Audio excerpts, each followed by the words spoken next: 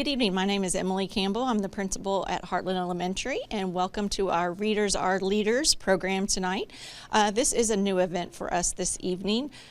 In efforts to get all students reading on grade level, we have been challenged with the Senate Bill 9 initiative through our state, and so we have targeted our students who have scored 25th percentile or below on their iReady scores. And we have been talking with parents on various strategies that they could do with their students at home to help them become better readers.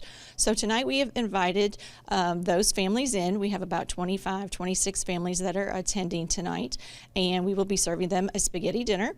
And then we will be breaking out into little mini sessions where they will receive information on how they can help their students with comprehension and fluency, phonics and phonemic awareness, and practicing their red words or their sight words. The phonological awareness, again, it's the ability to recognize and manipulate the spoken parts of either sentences or words. So word awareness, that's like the concept of spoken word. This is like usually for preschool, kindergarten, and first grade.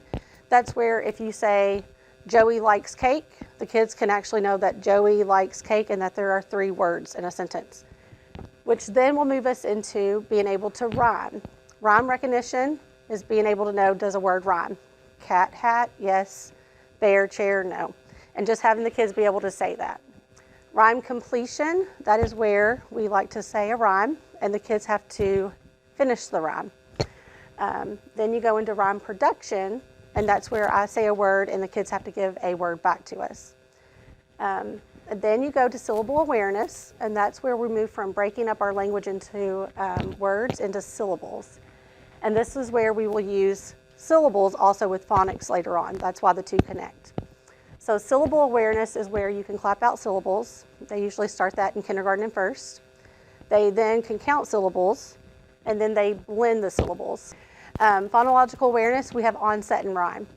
And this one, the rhyme is spelled correctly. A lot of people say like, oh, that's like rhyming words, but it is, but it means the last part of the word. So for example, we have the word, we'll do fish. So words that could rhyme with fish, mish, that's a pseudo word, so the kids can know that it's not a real word, but it still rhymes. Dish. And then you can see the app family. So this is the onset when the word is there first, and then the rhyme is at the end. So being able to have the kids go app, cap, gap, map, rap, and just have them making words. If they do pseudo words, those are nonsense words, that's good as well, because we have them read nonsense words to make sure that they know the actual skill. Okay, so when we get to phonemic awareness, that's the other umbrella. That is when we use our syllables, we use our sounds, and we start isolating them. So we say the sound at the beginning of a word. We then blend sounds together to say a word. We then break words apart. That was our syllables. And then we add sounds in words to say new words. So that was like our onset and rhyme. So now we're going to delete and take words away. So I might say cap without k is app. And these are games that you can play with your kid because it really makes them think, how am I going to say this word if I take something out? Or we can then move and we can substitute. So I might say cap, now change it to g, and they have to say gap. To blend syllables like playing, blend onset and rhyme, play, or ch, at. And the reason I'm going over these is because they all have different vowel sounds, and we're going to go over why we have different vowel sounds and when to use those. We are specifically focused on the phoneme blending. We will provide the students with individual phonemes and ask them to blend those together. Again, they're not seeing any like letters at all. They're just all doing it by sound. Then, like I showed you before, we're going to have them substitute and delete sounds, being able to know if they can say the beginning sound with something different, the ending sound with something different, and substituting that way. But just play a listening game with them. It's all by listening. So if you're in the car driving somewhere or you have a few minutes, you can do isolated sounds. So what's the first sound that you hear in cat? And make them say k. What's the middle sound? That's our vowel sounds. Make them say it's short A because they are learning short vowel sounds and long vowel sounds.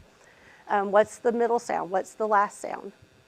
You can also do the deleting What word do we get if we take away the k in cat?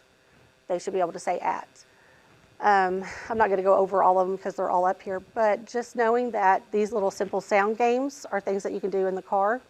They take 5 minutes maybe, do it every day. It really will help the kids. The next one is, what is phonics? Phonics is both a visual, so this is where we start seeing the actual letters and words. And it also blends in with our auditory. So you focus on letters, sounds, and we put it together, and then this is where we get our students reading. I'm not going to go into, there's 44 sounds and things like that, but just know there's a bunch of different letter combinations, and there's a lot of phonics skills. Each week, your child is learning a new concept as a class. Your teachers are communicating that, and you will know that there's a new phonics skill each week, or the next week it might be a review week with that same skill from the week before. So the grade level skill is at the top of the roadmap, so I'm going to take you there. Kindergarten, yours starts on the left-hand side, and you can see they kind of did it, you know, wavy or whatever, but this is the first one that goes down, the second one, third. But this is being able to say the alphabet, not sing it. So I know a lot of times with our nursery rhymes and things like that, we want them to sing it, but we've noticed that they say, for example, X, like Q, R, S, T, U, V, W, X, Y, and Z, and they add the and in there, and they think and is a letter. Or we get L, M, N, O, P, and they think it's all one letter. So that's why we have them say it. Then it's being able to identify the uppercase and lowercase letters, and then we go into the consonant letter sounds. We then, by the middle, so like right now the kids are learning these in kindergarten, we want to know the short vowel sounds and the long vowel sounds, so that way we can do CVC words. We then, by the end of kindergarten, we want them to be able to say open syllables and the consonant digraphs. And this would have them on grade level by the end. And you can see on the roadmap that there are examples of the words and exactly what the student should be able to do. In first grade, you have the kindergarten one, so they have to know all those previous skills, and then going into first grade, you can tell that we have a lot more skills. And again, they're all by the phonics skills. Starting with the double consonant at the end, all the way to the end. You're going to see that the students come home with fluency passages. We have done this all through third grade. So kindergarten has them, first grade has it, and second grade, and third graders. Theirs looks a little bit different, but they still have something for fluency. And you're thinking, I'm getting ready to go to fluency in a minute, but that is different because we're looking at it from a phonics standpoint. So it has the skill in the actual passage. So something you can do with that is the skill is always at the top, and then you have the words in the passage. You can read it with your child, and then you can go through and find, for example, all the T blends. So this is a first grade one. So you could go through and highlight like Kent and Felt and Melt and see how many he can find or she can find, and then just highlight them. That's going to help them to recognize them quickly. After that, you also have red words in the passage. If you go through, it's kind of eye-opening. In our red words, you can see how many red words are in our passages. So that is another thing that you can do. You can go through and highlight those as well. So even though this is a fluency passage, it is a phonics passage as well, so that way you can see the skill that you're trying to teach your child and help them learn that. So the teacher basically is doing this on Mondays, and then basically they're asking you to read it each day, Monday, Tuesday, Wednesday, Thursday, return it. And just being able to read this is going to also help with their fluency. But again, it's a phonics passage. So another way that you can help at home is by making simple note cards. And this is where you can take those words that were in the passage and you can just make up simple index cards. Or you can put them on Post-it notes and hide them around your house and make a game out of it. You can make Post-it notes, the word building for the onset and rhyme, and you can change the first one and just have a little flip book. Or, like we talked about blending, you can cut up the word or use Post-it notes and cut up the Post-it notes and have them build the word. So a question that I get a lot, and this is where I'm going to end real quick, is with vowel motions. So I got a question of what are the difference in the vowel sounds, okay? And we talked about the phonics skills and how different phonics skills make you say the long sound or the short sound. So I'm going to go over, that way your kids could probably tell you this right now, but you might want to ask them tonight on the way home to say, hey, what are your short vowel sounds? And they should say A, and they're going to say A says ah, that's under the chin. They're going to say E says eh. So I tell my kiddos, pretend like you're holding an egg, and you say eh. I says eh, so you scrunch your nose, and they do this. O says ah, and U says okay? That's going to help them when they're blending CVC words for my kindergartners and my first graders. The long vowel sounds, and I promise I'm getting ready to be done, they do A says A, E says E, I says I, O says O, U says U. And that helps them for open syllables. So when we have those syllables from our PA and our phonics, they know which vowel sound to say. So that's one question we get a lot, and that's something that your kids know. So just ask them on the way home, what's the difference in short and long, and ask them to do their motions. So what are red words? They are basically high frequency words, those sight words, or it could be a word that you are able to sound out, but the skill has not been taught yet. So they are referred to as red because they are irregular, and using that coding with your kids helps them put that in the back of their mind, knowing that this is something irregular, I can't sound this out. So they are also, could be, like I said, learned before the concept's been taught, like learning the word is before that they learn that the S can also make the Z sound. So that's why that might be a red word. And they also, learning these red words and sight words, when they have these memorized in the back of their head, they can recall them within a 20th of a second when they have these common words in their brain already. So how do we teach them? We use a multisensory approach. That just means we are showing that to them using visual. We are letting them hear it, auditory, and they are doing motor, fine motor, gross motor things, so movement, that kinesthetic. We use arm tapping. So if your kid is a righty, you've probably seen them going up and down their arm, and if they are a lefty, they're probably going up their arm this way to tap out the letters and help them spell those words. We also categorize them. So known beginning sounds. If your kids already know letter B, then they can learn several red words that start with that sound because they're already going to figure out kind of a code there. They're going to know that beginning sound and be able to recognize them easier. We concept match, so you've probably heard your kids learning CVC words. That's consonant, vowel, consonant. So words like cat, dog, hop, hot, things like that. So if they are learning the ending sound, like maybe a AT word like hat, cat, mat, pat in CVC words, we can also do that with some red words as well, and CVC too. We learn the same vowel spelling pattern, so as they get older, they're going to learn the vowel teams and things like that, just knowing that they are words that can look different but are the same based on their vowels.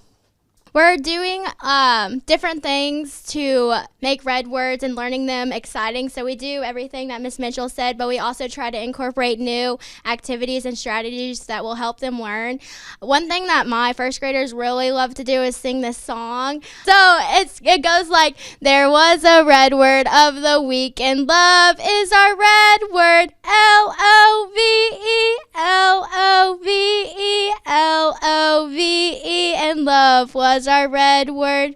They really enjoy this, and this works with all of our red words. So I've been using this for probably like 3 weeks now. Miss Campbell shared me it that she saw on Facebook or something that from another teacher, and so I decided to try it out, and they really love it. So we are continuing to do it, and I've already seen improvement in our tests and them spelling it because they can think about the sounds they hear in their head. And sometimes when we're doing this middle part, we count on our fingers how many letters there are, so that also helps them remember when they're taking the test. L-O-V-E has 4 letters, so it's been a good strategy to use in our class.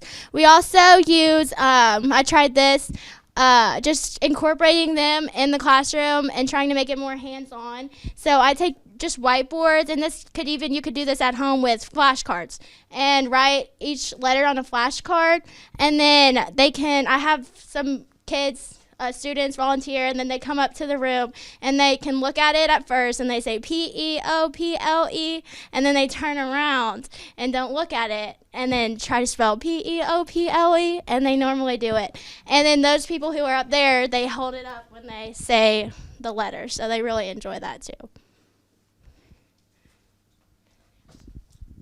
And then this is just a Pinterest board I found, which it's from IMSE. Oh, now, of course, my mouse is not going to work. It's from IMSE. Do you care to click that? Which is the company that we use our OG from. So this is just all kinds of things that you can do at home. I mean, you can Google things, ways, just like Ms. Breeding said, using flashcards. You just have to find what works for your kid, whether it's something, maybe they are really good with auditory and they need a song. You can look that up on YouTube. Maybe they need to do some movement, like getting up and finding flashcards and sticking them on the wall. Maybe they just need more visual and they just need to see it on clothespins and clipping it. There's all kinds of different things that you can do at home, and that's kind of the main takeaway we want you guys to have, is that this is attainable, and this is something that you guys can do at home as well. Even if they maybe only have a few red words right now in their brain, we can do these at home and we can do these at school and really help them catch up and get there where they need to be. I think the biggest thing is we don't want it to be just an extra complicated thing for you to do. But we have found, you know, when I have one that's teaching next door to me, so I have an older kid. So when she brought home spelling words, what did we do? We wrote the spelling words down. We practiced spelling them out loud. Well, research has said that there's more to it than that, and sometimes they need to experience in different ways. So this is, like she said, this is like in a craft department. So what we do with this is we cut these in half. They have these red word books, or some of us have red word books. Some of us have run out and we're using regular paper. And they're putting this under the page and writing on top of this, and as they write, they can feel those bumps as they go with those red crayons. And so in the classroom, what we would do is they'd write it. We talk about what sounds do you hear and what do we have to know by heart, because that's what red words are really all about. Sometimes they just have to memorize some of them because either A, they haven't been taught the skill yet, or B, it's a word that cannot be sounded out effectively. So they're up. After they write it down, we're tapping it out. If the word was love, we would be doing L-O-V-E, love. That's something you can do with them at home. That's easy. Just have them get up, tap down their arm, spell the word, put it together. In the classroom, after we do that, we're having them trace over and feel those crayon marks on the paper. And they do that 3 times. They take the screen and put it on top. They trace over it 3 more times. So they're feeling it, they're saying it, they're hearing it, and they're all of this is done aloud. And then they're flipping the page, and behind here, without looking at the word, by that time, we have spelled that word 9 times. We've tapped it out 3 times. We've traced it over with our finger 3 times, and with the screen 3 times, and now they're writing it 3 times. And then they're using it in a sentence. In 3rd grade, the focus isn't on the red words then. Now it's on to morphology. And morphology is just a big word that means morphemes, which I just learned through a training this summer. A morpheme is a word meaning. So there's lots of different morphemes. Like, for example, in this passage, the morpheme is ed, which means past tense. So when Mrs. Hall was talking about motions, every morpheme we create an action or a motion to go with it to help us to remember it. And so our motion for ed is past tense. And so we put our thumbs up and back behind us because ed means past tense. And so this is one of our very first morphemes that we do in 3rd grade. And so I just wanted to show you an example.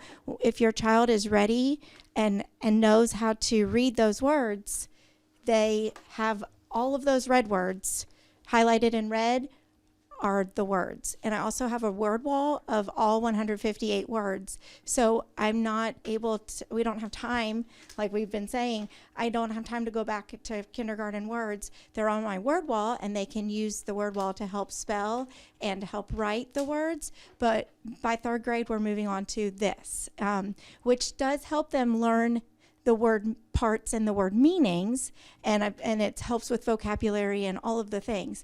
But our focus is no longer on the sight words; it's now onto the word part meanings. So then, highlighted in blue are the words that end with ed, and so you'll see. I mean, look how many words are able to be read from this passage just by knowing the red words. So it's pretty incredible how often those red words show up. That's why they're the sight words, the words that make up most of the words within a passage. So I'm going to talk to you today about two important components of reading. I think two of the most important. Everybody thinks their stuff is more important, but which is comprehension and fluency.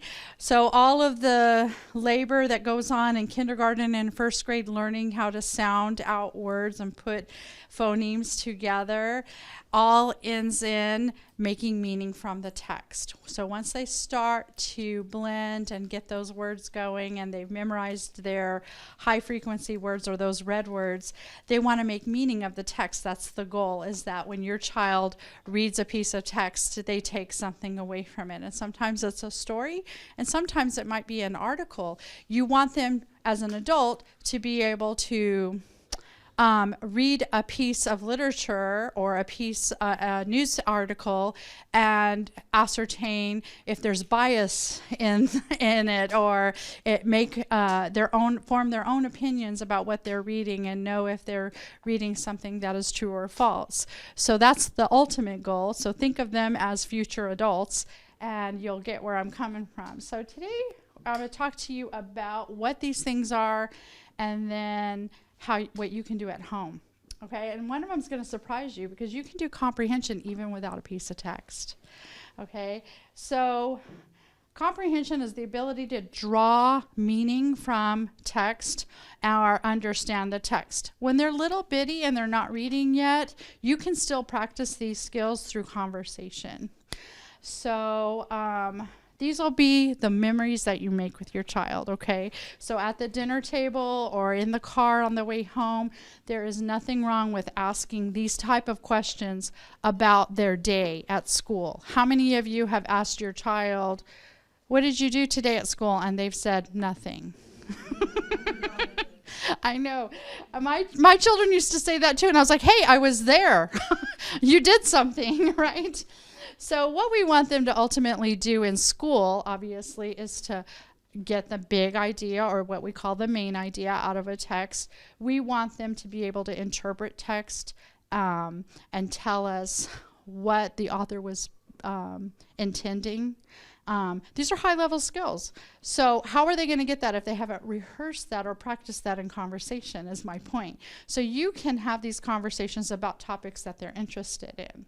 So my message to you is, you can do this without a piece of text. You can do this at the dinner table. You can do this while you're making dinner and talking to your child, or in the car on the way home. You can use this with a movie. We just watched The Lion King. Tell me, what do you think the movie producer what kind of message are we trying to learn from The Lion King?